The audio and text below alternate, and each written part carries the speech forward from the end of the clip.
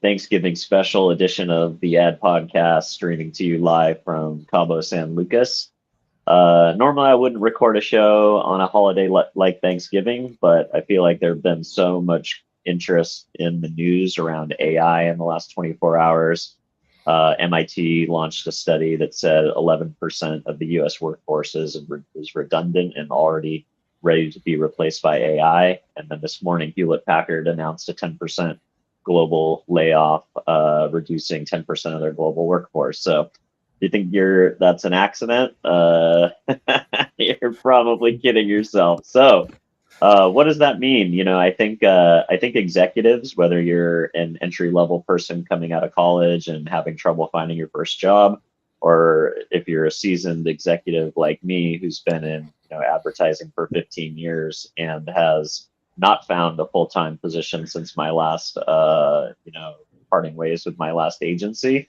I found it to be a huge blessing, and we'll get into the reasons behind that later.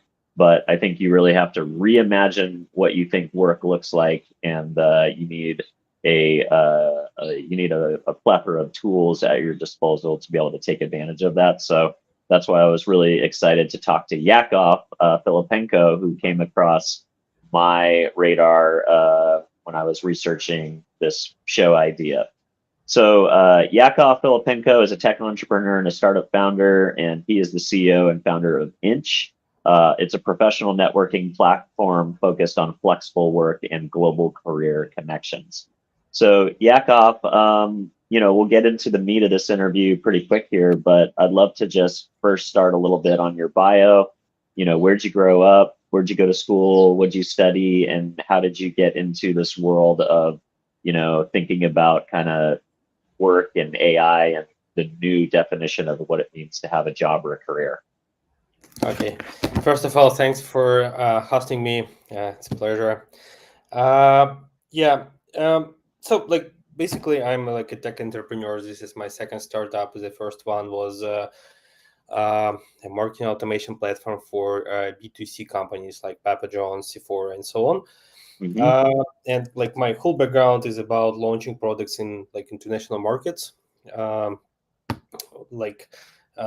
example, with my previous company, we launched in CIS first, then we moved to the US, and then we launched in 40 plus different countries. With Inch, we out of the box, like international company, we work in 140 countries.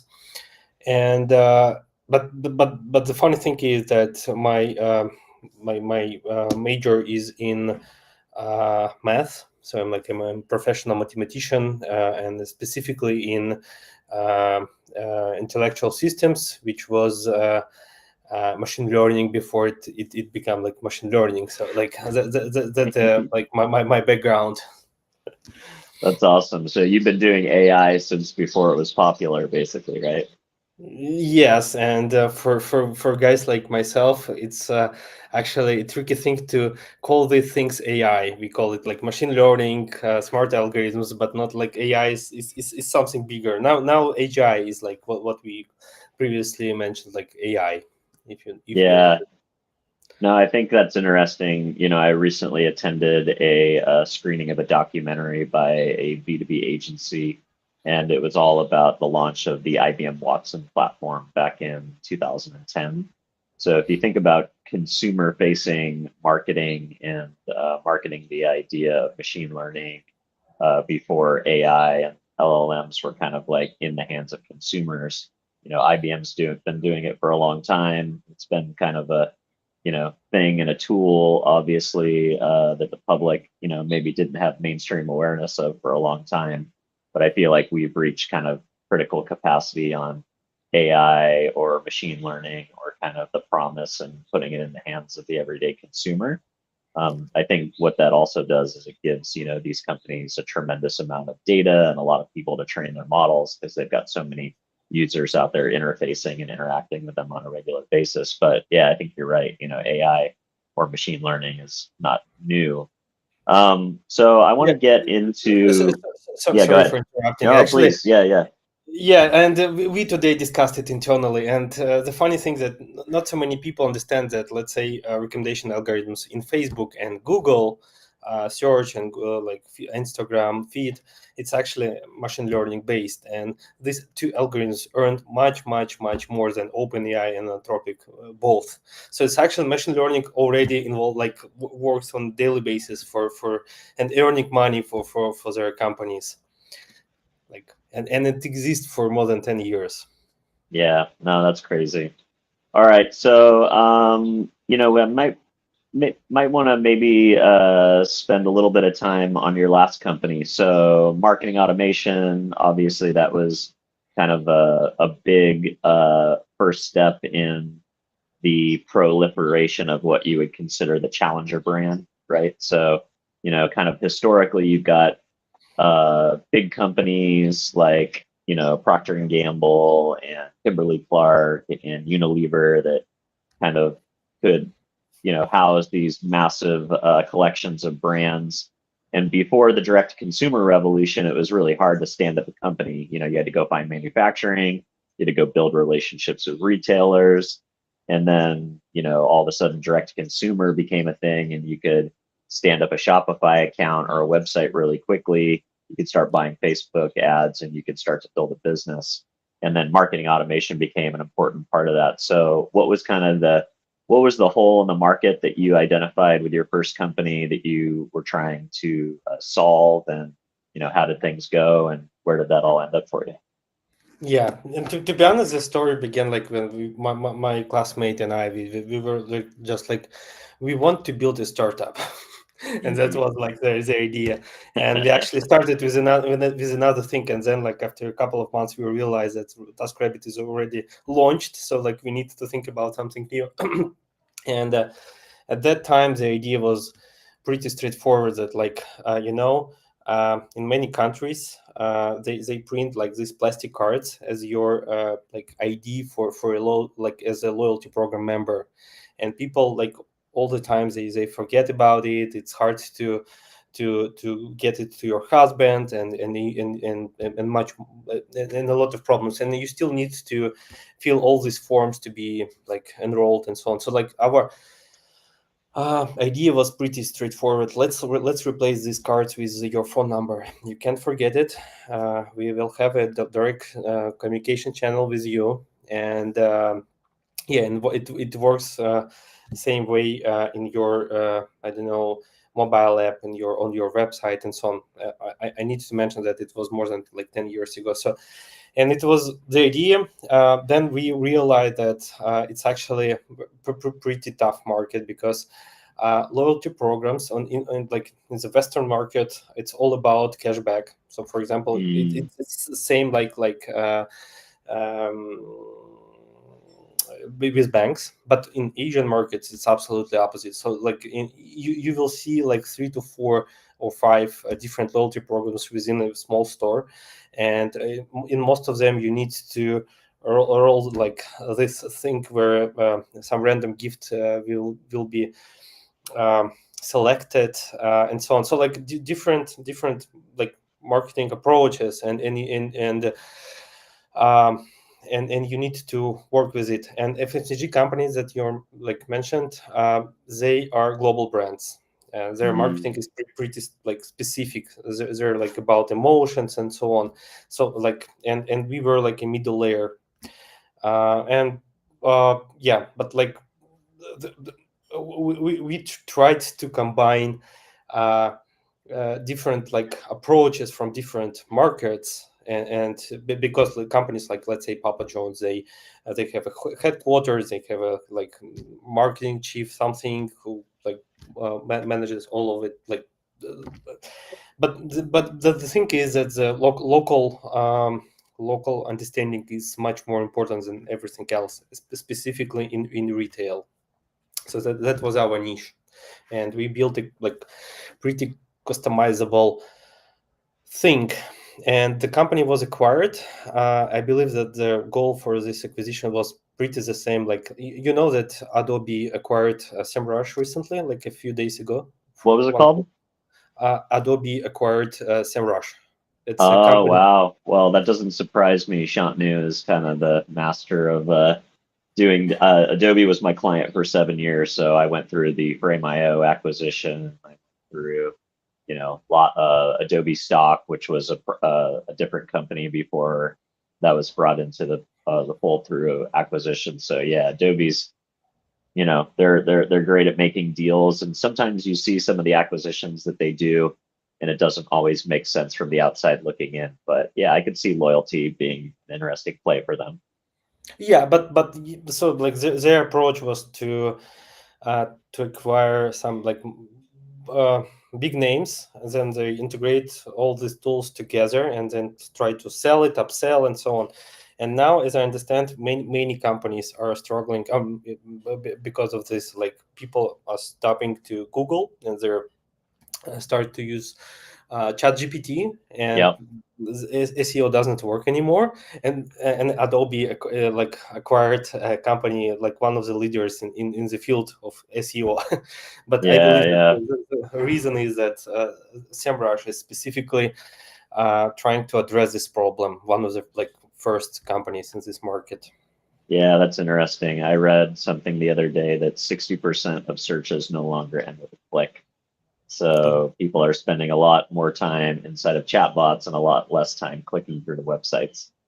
Yeah, and actually that's an interesting thing, because like how lazy we are if we do not want to spend, let's say, a couple of seconds on analyzing just Google search. We want to ask one question and algorithm will decide for us. Yeah, well, I think it's a few things. I think to one side of it, it's, whenever you click through, then you accept cookies, and then you're getting retargeted. So I think as a consumer, I'd like to spend at least the least amount of time possible on third-party websites, and stay within trusted walled gardens to get my information.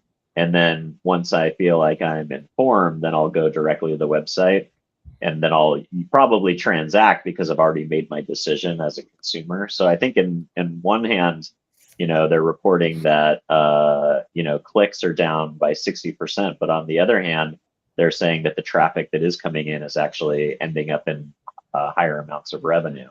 So but it's tough for marketers because we used to have a funnel where people would do a Google search, click through the websites, do research, and then they would maybe wait before they made a purchase decision, especially on like B2B software or something that was considered like luxury or like more high end. But now that compression window is shortening, so there isn't that time to retarget people while they're thinking about making the decision with paid ads and other channels. So yeah, it's an interesting time. Well, let's hop into the topic at hand, which is AI and how AI is rapidly displacing the workforce. I think from my perspective, I've always thought that it was a bit of fear mongering, and I didn't really think AI was going to take people's jobs. But then you read this MIT study that came out this week, and then you've got these big announcements by Fortune 50 companies that they're decreasing the exact amount of workforce percentage that came out in this MIT study. So tell me a little bit about why you started Inch and what was the problem that you were looking to solve in the market, and how do you think AI workforce disruption is kind of a prime factor to be thinking about on how people find jobs and work? Sure. So to be honest, like when my first startup was acquired, I joined Altair VC, which is like Israel-based venture capital firm. And during the pandemic, we saw that some of our portfolio companies, they like didn't feel themselves well, like Trail Tech and so on. But some of our project portfolio companies, they are like they started to skyrocket, like Mhm. Miro or Deal or something like that. And previously, we think so about them like productivity tools, and Mhm.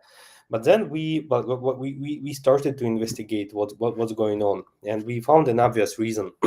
People like moved to their places, and they do not want to come back to offices. And Yeah. Isn't that crazy?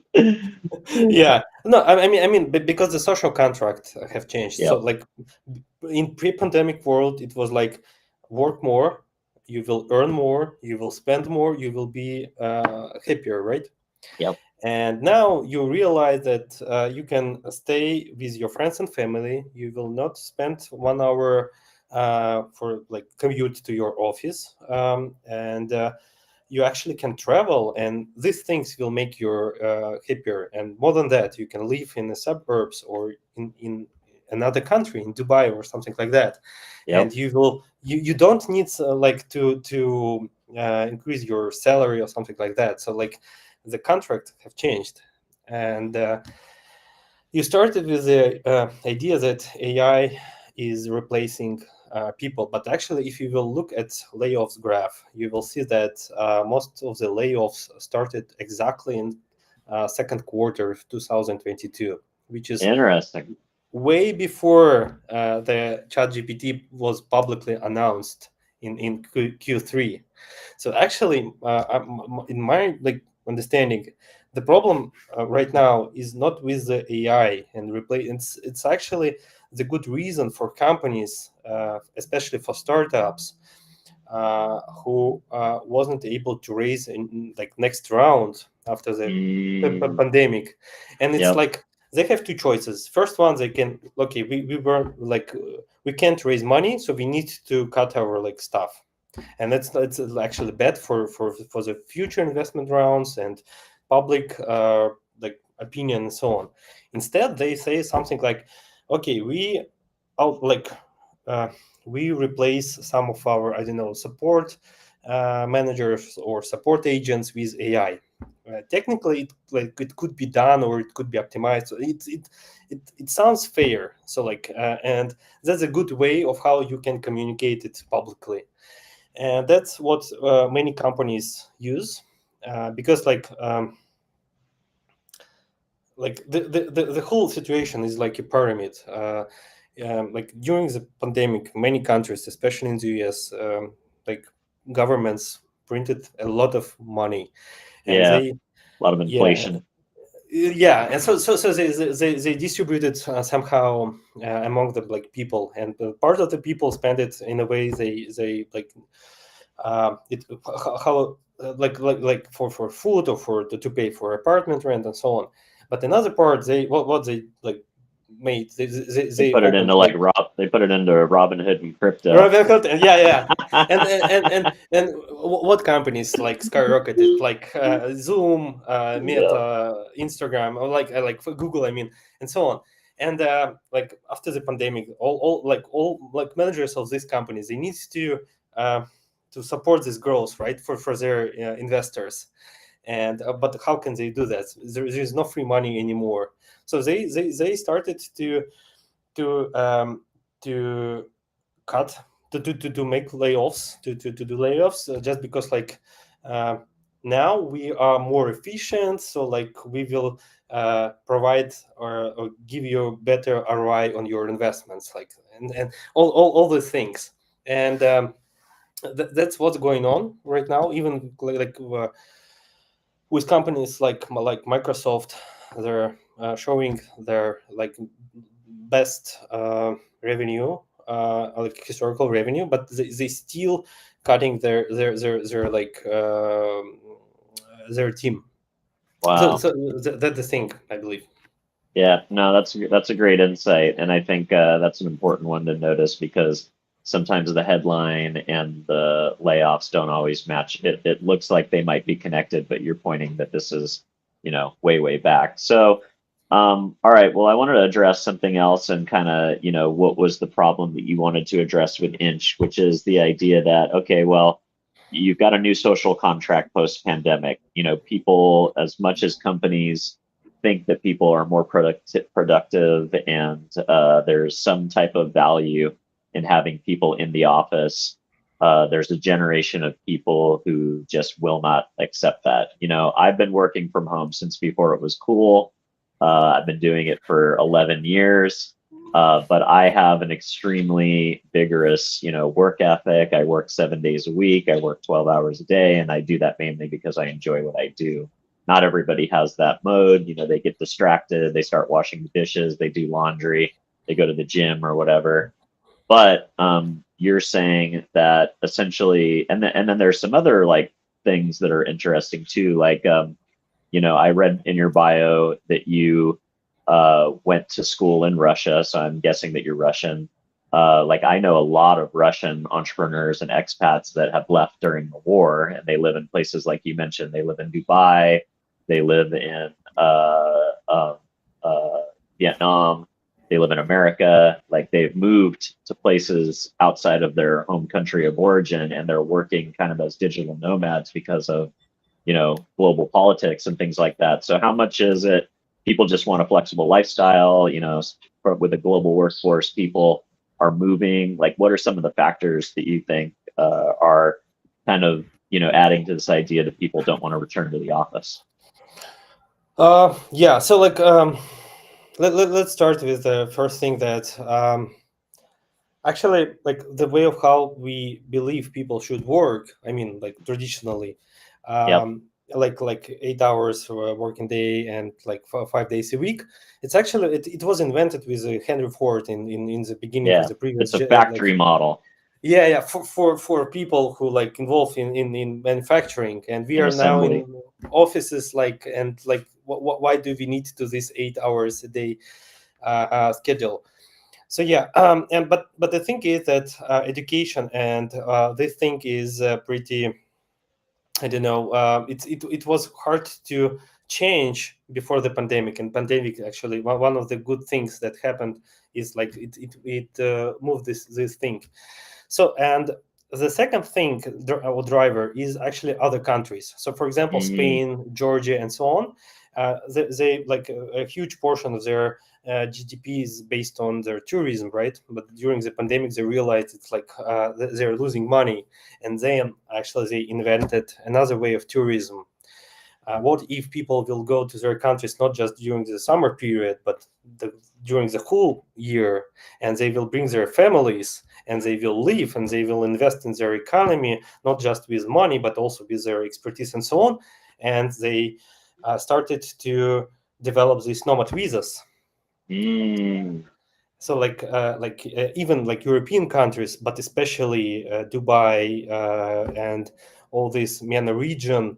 And actually, like our first success with user acquisition started in the MENA region, because there are a bunch of expats and digital nomads who uh, realize that they do not want to live in England or in the US, and they want to live.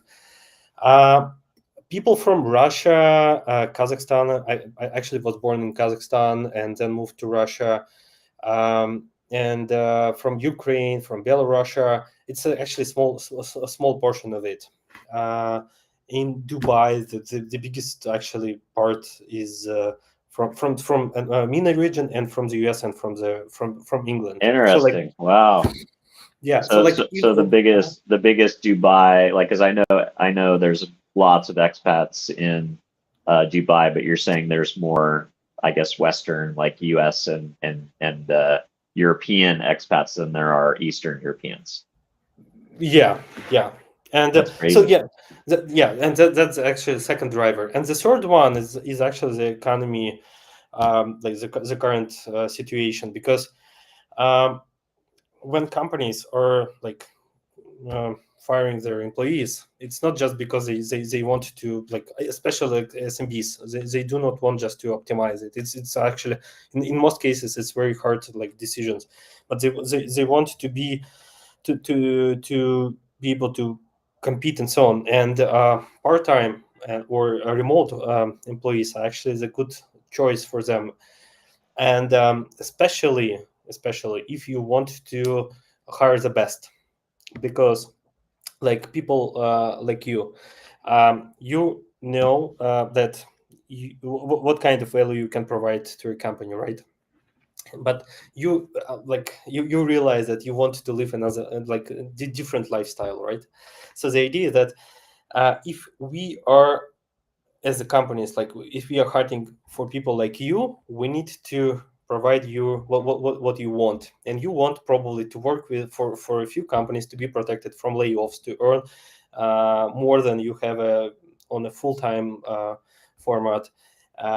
You also want to like get expertise by participating in different projects, and yeah, and for us it's actually not just like a way of how to hire the best, it's also a way of how we can cut our costs, just because like for part-timers we pay not a full-time salary, or like some combination between like fixed and like commission based or success fee, something like that.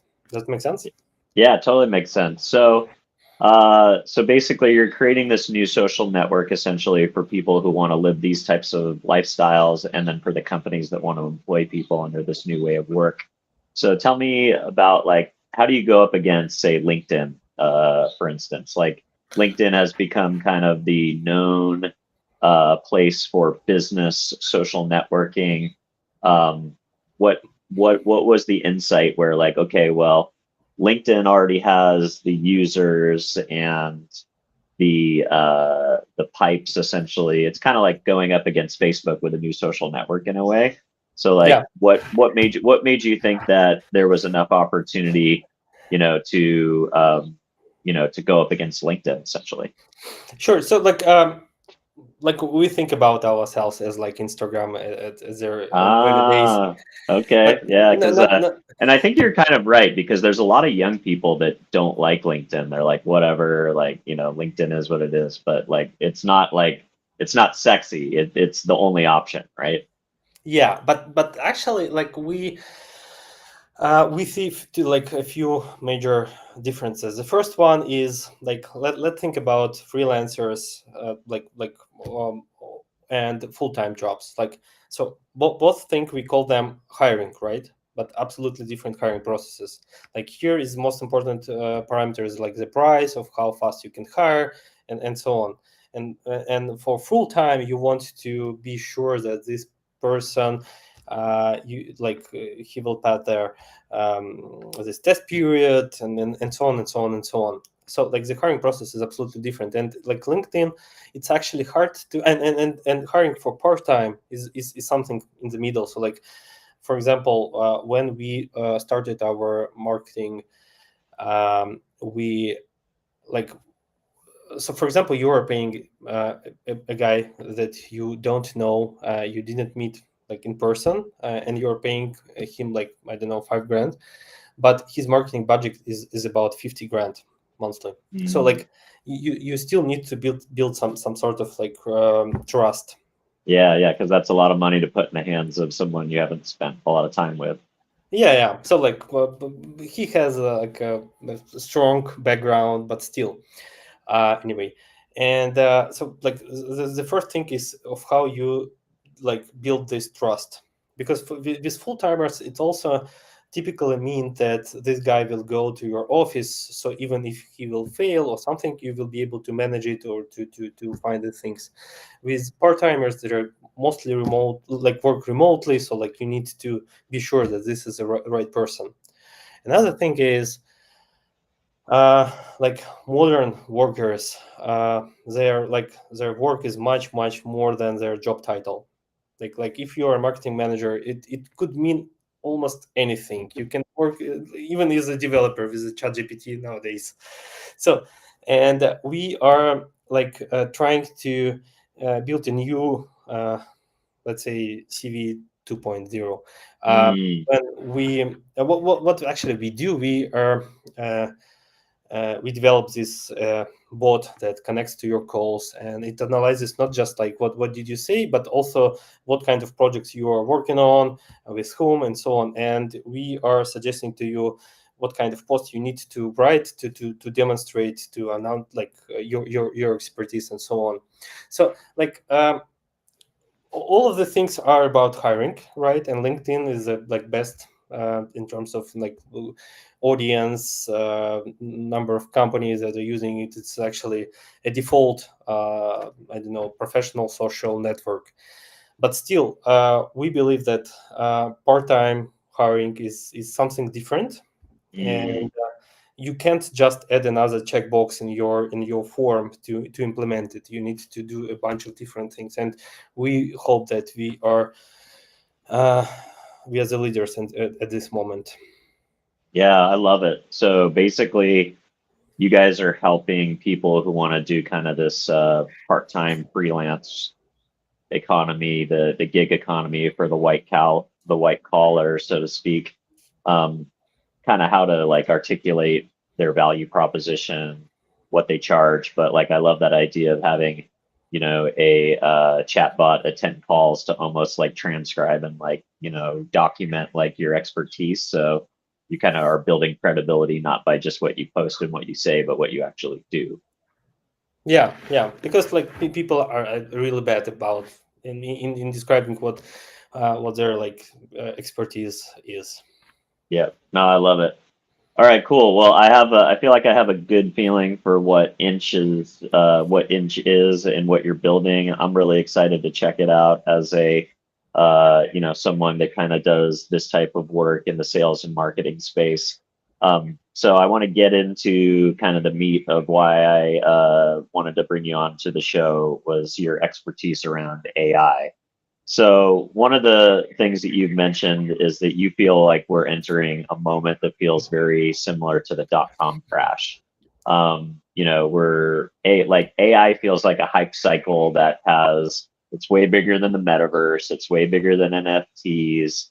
I don't think we've seen like a hype cycle since probably mobile, like when like cell phones became, connected to the internet and apps. And I feel like mobile was a big hype cycle, but there was never a bubble, right? Like it was a new technology, it was a new market, and it kind of became what it was. But there was never like oh well, let's stop doing mobile. It became like a new way of how we connect with the internet. But the .com crash obviously had serious repercussions because everybody and their mother was registering domains and starting .coms and then putting them on the Nasdaq, and then we had the crash that we had. So what are some of the things that you feel may be signaling like peak AI or kind of an AI bubble? Yeah, so it's actually interesting that you didn't mention blockchain because actually blockchain was Yeah, a bubble, but mostly for the Chinese people. yeah. Um, yeah, and actually nowadays it's Dubai is the center of. But I think I closed my eyes during the blockchain bubble. yeah, but a lot of people actually wasn't like were involved. But yeah, so when we are looking for a bubble, we actually need to find a pyramid. And the first thing that we need to start with is we already discussed that this during the COVID, this free money people invested. And let's think about the VC market. I mean, venture capital. It looks like a pyramid, and on the bottom, we have angel investors, and like later stage investors, then pre-IPO, and then IPO. So the idea that on the every like layer, the goal and task of each every investor is to find projects that they will be able to sell forward or up. And at the top of it is like IPO market. And IPO means that retail investors will pay for all mistakes of everybody below. Yep. And the problem is that the IPO market is much less and smaller than it was in the pre-pandemic, just because this like free money. And now, like if you look at the graph, you will see that some IPOs happen, but the problem is that most of them or some of them are when your pre-IPO investors they need to get their money back, and they're trying to make an IPO. But the problem is that typically their valuations is lower than the previous rounds. And like you can think about it like, okay, if a founder if the first valuation was like 10 mil and now it's about $1 billion company, it's a fair deal. So what's the problem? The problem is that if the previous round was something like 1.5, that these investors, they lose money, and they invented a long time ago many, like a lot of protection mechanisms. So like and that's why they can't, they're waiting. So like we have the problem with the IPO market, but a lot of VCs, they still need to invest money, and they decided like, okay, this is AI. All they think it's like new internet, new smartphone or something. So we will invest in AI companies. And first of all, because we need to invest this money, and the second reason is because AI startups are typically capital, like they consume a lot of capital, especially like technologies like ChatGPT, like, or Anthropic and so on. And is that because of like data center costs, energy processing? Like there's a new cost structure involved in AI. Yeah, in the infrastructure layer. But the thing is that then like you have like ChatGPT, you have like 10 or 12 different competitors and so on. But the problem is that like most of the modern like new startups, they just use AI. Like they integrate it with, like, for example, Inch. We made roughly 50 different integrations with ChatGPT or something like that, and 40 of them failed. So like Wow. yeah, and actually it's pretty like straightforward. Let's say, as I said, people are bad at like describing their background. So like let's connect ChatGPT, and it will describe it in a way. But the thing is that it works like a banner blindness. People like see that it was generated, and it's like because of our biological reasons and evolution, we do not trust to something that is like cheap to produce. Big flowers mean that this is a strong flower, and the bee will eat it and distribute its seed. So the idea that and we saw that our metrics are going down, and we switched off this feature. And this is a situation where we like have nice tool which we use all the time, and it looks like it's a future, but the problem is that it didn't create any new streams, new revenue streams. Yep. So that's the problem. Like if you think about it, OpenAI, they are like, if you're building an ecosystem, you do not want to kill apps which are based on your platform.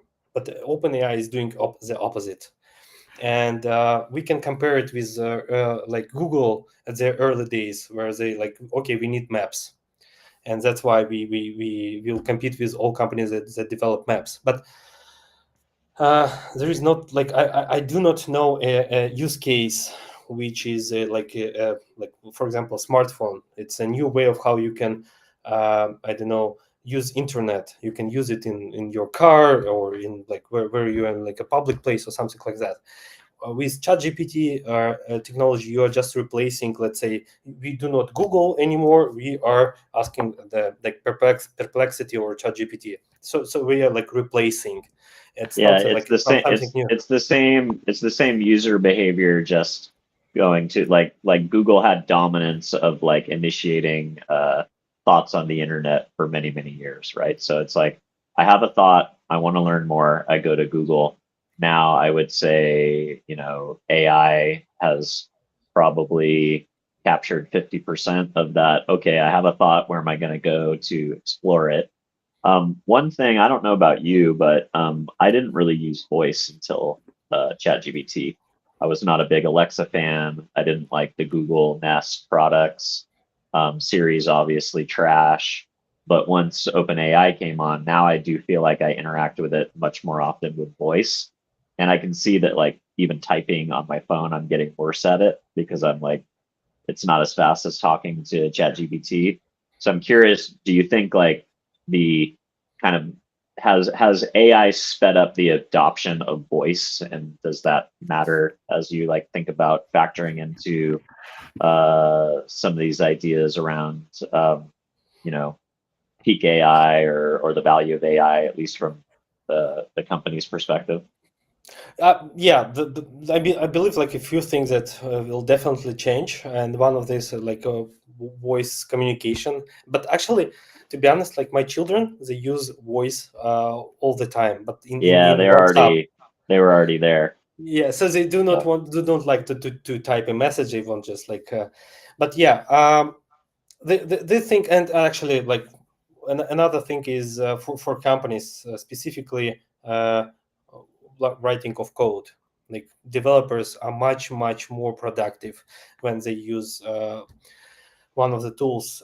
So like there is a bunch of different things that are making it easier or better, but it's not something like it's not a tectonic shift yet. So and you asked about their comparison to the dot-com crash. The idea that like Amazon was launched in 2000 something. So like, and Amazon now is one of the companies that is actually paying for all this party. But the idea that most of them failed, and with this current situation, like because the IPO market doesn't work, so like probably some of these companies will go to public market and they will be pretty successful, like OpenAI and so on. But most of these startups which are just using OpenAI API, they probably will fail. And like investors will not get their money back. But these investors are not just like the like professional investors. Most of them are private equity or venture capital firms, and they Mm. invest money of like firefighters or something like that. And I saw a graph that showed that I'm not sure about it, but like it showed that like with their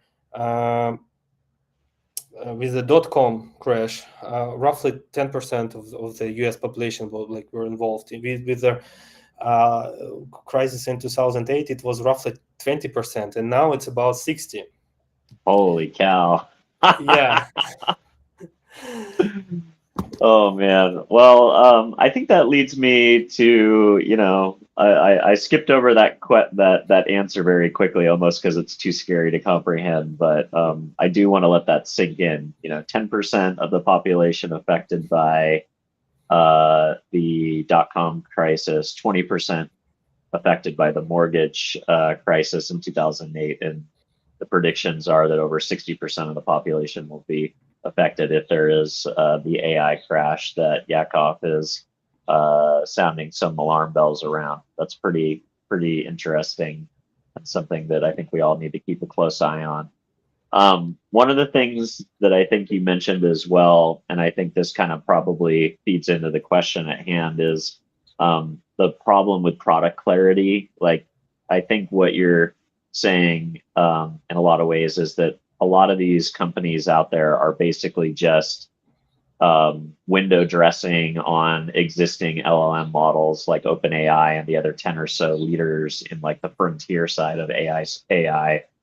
These other companies are coming in, doing integrations, and basically saying, "Oh, we're an AI company," but really, what they are, they're just a front end for like these other LLMs, and they don't have any true defensible tech, or that they're basically just a gateway into some of these other models. Or on the flip side, every company has an AI strategy. Every company is an AI company now because that's the only way you can raise money. So, you go through any pitch deck right now or any capabilities deck, it's like, oh, we have AI, we do AI. But then when you actually like drill down and say, okay, well, what do you do with AI and how does that actually matter? They have a hard time clarifying and defining that. So is there also just kind of a bubble, so to speak, on where like everybody thinks or says they're in AI and it's actually very few companies that actually are? So actually, yeah. So like to be honest, like I have a few of like my like friends who are founders of Mm-hmm. like traditional SaaS companies, and they just raised money by adding this AI. And if you will look at their like press release from the VC funds, there's like this field was like. Like a lot of manual works which we can like improve by integrating with AI. And when like you're going to a bar and drink to like till 2 a.m. and then you ask them direct questions of what actually the like AI piece will do, they're like I, don't- I let's drink one more, something like that. So like Yeah. because like we are a normal company, we are growing, and actually this pyramid, what's the problem? Because before it was a competition between different, like, I don't know, future of work, AI, I don't know, some like, I don't know, blockchain technologies, but whatever. It's like a hype cycle, 10 different hypes at the same time, and so on. And now we do not see this competition. So actually, all of our like things are sucking, and this specific one is getting money, and it will uh, like some of them will probably earn their like 1000x or even more, and it will pay like cover all for costs for a very tiny percent of VCs, like I know the major ones, but most of the investors will lose money actually, and that's exactly what happened in the dot-com crash. Like, so, and I know, like it will be probably the biggest crisis in our history. Oh man. Oh well, happy Thanksgiving, everybody. Thank you, Yakov, for the positive outlook. Positive vibe. Well, hey, look, it's better to be thinking about these things than to not know it at all. So I appreciate that. All right, I want to move on to another concept around AI, which is the dark use. So one of the things that you pointed out is one of the stickiest and most successful use cases for GPT technology, unfortunately, is in fraud and deception. I just listened to a interview with the CEO of Anthropic the other day, talking about how they found some like Chinese hackers were using it to like get into like US energy grid stuff or whatever. I mean, I guess Anthropic is at least like transparent, and when they find these use cases and they try to shut them down quickly, that's kind of what they're known for as a brand versus, some of the other companies that are a little bit more cloak and dagger about, how their products are used and, when they are maybe potentially being used for bad things. But can you talk about, I mean, I guess since the beginning of the internet, whether it's ad fraud or, scamming people with phishing techniques, they always tend to exponentially become better with technology. So, what do you think is, how should innovators and these companies be responsible in order to counterbalance, what bad actors might be using the technology for?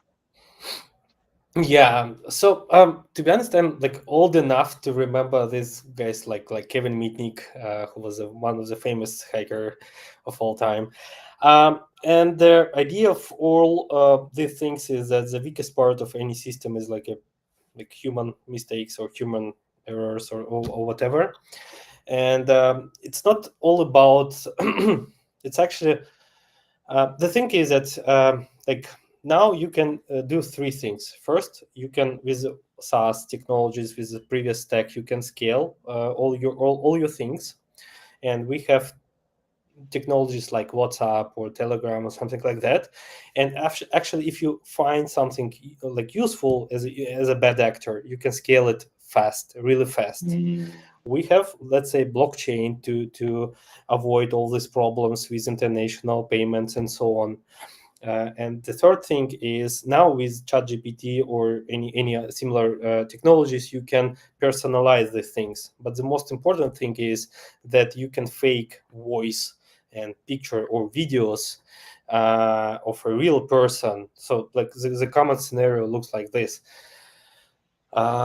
You, let's say, with a HR fraud, what we see that companies, the bad actors, they actually fake real people, real like hiring managers or recruiters or even CEOs of big companies. They just like create fake videos, and they can like record a video, like circle, hey Yakov, I'm on my way to office. I just look at your CV. It looks like I want to have you at my office tomorrow at like 6 a.m. something like that.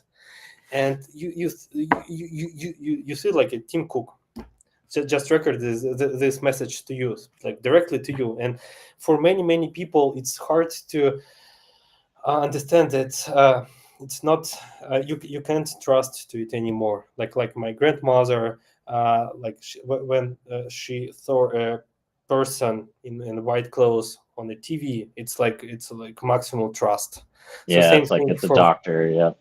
yeah. So same thing with modern people, and it's not about like even age anymore. Like a friend of mine lost an account um, like a month ago, and like 8 of his friends actually transferred money to a Oh, bad actor. crazy. Yeah, Yeah. you're right. I mean, and especially I see it, gaining traction within like the HR function or the hiring function, right? So you have kind of two sides of it. On one side, I get a text message, probably 10 a day from like recruiting firms that want to hire me. And I'm, deleting those and sending them to junk. But in the old days, if a recruiter reached out to me, I might actually have a conversation because, sometimes recruiters put you up for big jobs. The ones that look scammy are generally the ones that are like, oh yeah, we have like this Amazon gig for you for like, $200 an hour or whatever. It doesn't have anything to do with me as an executive and like what I do. So those ones I kind of can tell are scammy. The other thing that I notice is like whenever I start a new consulting job, and if I announce it on LinkedIn or if I have a new email provider, that gives me an email from that consulting client, then I get all those like, "Hey, it's the CEO. Can you send me some Apple gift cards?" And so like, can you go to the grocery store, get some Apple gift cards, scratch them off, take some pictures, and send them to me? I used to call that the idiot test. Like if I had anybody at my company that fell for that, I was like, oh, I shouldn't have hired you. But now, especially like you were saying, with like so many Gen Z and young people coming out of school and not being able to find jobs, and they're applying to hundreds of jobs and they don't know, they can't keep track of everything. I can see how it's not just a thing for young people or old people anymore getting scammed, especially under the context of HR and hiring, because you've got so many young people who are looking for their first job and are unemployed. And in some ways they're desperate. They've taken on college debt, their recent workforce, they're maybe living with their parents or maybe not, but they're desperate. So when you're desperate, you will sometimes be that much more susceptible to scams or or kind of shitty situations like that. Yeah. So like if internet was for porn, then LLMs is for scam. Oh, sad. Well, hopefully we'll figure out some ways to combat that. But generally my rule of thumb is like if I don't know you or it sounds too good to be true, those are probably good red flags. So all right. Yeah. Oh, go ahead. Go ahead. No, I mean just like the thing is that I don't know, we have like almost, I don't know, 40 or 50 different filters, and actually we are like we have a hard paywall. So like we ask you to pay money to be our member, Smart. and we compare your one of the techniques with your credit card and so on. And the thing is that scammers, they are even like ready to pay money. Wow. So scammers will pay money to get behind the paywall now just to be that much more trusted. Yeah, Yeah. yeah. Oh, that's crazy. All right. So, one of the things that you've spent some time talking about is how, the old recruiting playbook is dead, especially with Gen Z. What would you say, what's the compelling value proposition to incentivize and to find great Gen Z talent? Because, I know Gen Z gets a lot of, they get a lot of like tough love and hate, and they get a lot of like shade thrown their way. I think the one that sticks in my mind is the Gen Z avocado toast person. It's like I don't remember who said it. I think it was one of the big VCs, but he's like, well, of course Gen Z is broke. They pay $20 for avocado toast. Um, that stands in my mind, and I think that was probably an unfair characteristic based on like what we told Gen Z to do, and then what the opportunities that we provided them as a society. But I have seen Gen Zs that are horribly lazy, disloyal, and like don't have great work ethic. But then on the other side, I've worked and hired some Gen Z that are the smartest people I've ever worked with, the biggest hustlers, and like the best employees that I've ever had. So if I'm an employee, if I'm an employer and I want to make the best out of Gen Z, what should my new value proposition be to them, and how am I going to get the best Gen Zs to work for me beyond perks and salaries? Mm-hmm. So let me actually start with this like story. I was in on the Chicago conference like this March or April, and I was like my deck was about how to hire Gen Zs and like all the things. And after my pitch, a lady raised her hand and like, okay. So like, can you please, Gen Z, let's forget about it. We are discussing with our boss for last like 5 years, and we are convincing him to start hiring millennials. Like they're switching their jobs every 2-3 years. It's like not good enough. And actually, that's the funny thing, because I had the same conversation with my father, and he was like 10 years ago, he was like, I will never hire a person like you, like me, just because you're like this millennial guy who are switching job every 2-3 years. Yeah. So yeah, I believe that with Gen Zs, it's like we spoke about their .com thing, and for marketers, it's like one of the reasons why we like millennials, our behavior is based on what we saw, like our parents or parents of our friends. They Sure. lost their houses, and that's why we want to rent things instead of buying it, right? Even like cars or music. So with Gen Zs, I believe the same thing. Their parents, and then actually the strange thing is that it happened all over the globe, in many countries. So they saw that their parents had troubles with their jobs, and they don't trust to employers. And we believe that part time is actually the right format for Gen Zs. It's for them it's hard to work on something specific, but they can be like the best people in something specific. But they want to change their focus, and switching between different projects is the way of how they see this world. Another thing is the in terms of trust, they do not believe to employers at all, and the way of how they want to build the trust is by participating in different projects to be protected from layoffs. So same thing actually. We are like after the COVID, we are more like Gen Zs. I'm a millennial, and you're speaking my language too. We become Gen Z. Yeah, and just it. It's actually we like, if you think about it, the whole our conversation is all about trust in advertising, in between employer and employee, between like different things. So for Gen Zs, it's just the core. Trust is the most important thing. All others are the same, like their I don't know, college degree, their experience, how smart they are, and so on. They're like same thing, but the trust is the core. So like build something about trust. I mean, and your corporate culture about trust. Do not lay off people just to earn more. Yep. No, I love it. I love it.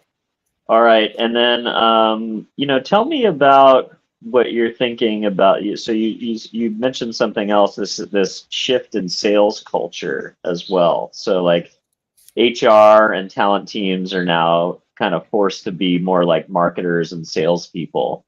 So there's kind of two sides of this, right? There's the recruiter, which is one-to-one, like what a salesperson does. So they've got to go and find the talent and convince them to work for the company one-to-one. And then you have this other thing that a lot of companies focus on, which is called the employee brand, right? So it's like at scale, from the outside looking in at a company, what is it? What do I think about working at a place like Google? What comes to mind? Like to me, it's like innovation, like free food in the lunchroom, foosball table, like best, best benefits program, known to man. Like we all have an idea of like what it's like working for a company based on what we've either read or heard or seen on social media. So talk about the idea of, building an employee brand and thinking like a salesperson and a marketer, both like how do you communicate directly to an individual? How do you communicate directly to the masses when you're trying to hire people? Mm-hmm. Let's start first, like why it's actually important. Let's think about like I don't know, Facebook advertisement. So like I heard that roughly 3 to 10% of all ads are actually with positive ROI, which actually means that only 3 to 10% of marketers, marketing persons, like know how to launch successful campaigns. So and Crazy. like if you and if you want to compete and like all like we all want to compete through these channels because they're scalable, they're the cheapest one, and so on. So we actually are competing not just for like, but we are competing to hire these people. And these people typically know their like value. They know that because they achieved something in the past, they have background, so they know that they can choose between different companies. And that's why you as an HR, you're even if you're a small startup, you are actually competing for best professionals. That's how the current economy looks like. The good thing is with this part-time thing is like um, back in 2010, if you're a small startup, you need to it's much harder to compete with big tech companies just because you need to buy a server, you need to or rent it. It was really really hard. And then AWS launched, and you were able to build the same infrastructure as big corps. And now like and companies like Instagram or Pinterest or something like that, they scaled so fast. One of the reasons is just because they had this technology to scale, like big companies. And same thing with hiring nowadays. So even if you're a small startup and you are from I don't know, Albania or I don't know, Croatia, you still have an access to best talent. Not just as full timers, because as full timers they typically build their career, they want big names and so on. But if you're hiring for part time, that's like it's much easier for you. But you still need to solve all of these things like remote environment, trust, and all the things. And you actually need to sell it and your value proposition of your product and so on. But yeah, at least you can do this. Does it make sense? Makes total sense. Well, Yakov, you thoroughly scared me on this Thanksgiving, but you give me a lot of hope as well. I'm excited. I think the gig economy for the white collar professional, if you can figure it out, you can have a podcast from Cabo San Lucas and talk to Yakov and not be stuck in an office. And, for the rest of the day, I'm going to be out surfing and at the beach and hanging out. So I think it's a great new future, but it does require a new skill set. And for people who are building companies, it requires a mindset shift on how you think about talent. And I think what you're building is super exciting. And I'm definitely going to check it out, maybe even for myself. I generally don't have too hard of time finding consulting clients, but I think it's always good to have a plethora of tools available, when you need to find new opportunities. So with that, where do you want to point people to get in touch and or learn more about what you're doing? Yeah, so just like type inch.org and find we have a few products. Like you can like, I don't know, check open positions, or you can uh, switch to a consultant career path. So like we have different products tailored to the like all of these goals. Just check what's a good fit for you. Love it. All right. For everybody who's watching at home, if this is the first time you're seeing the show, don't forget to give us a subscribe or a follow.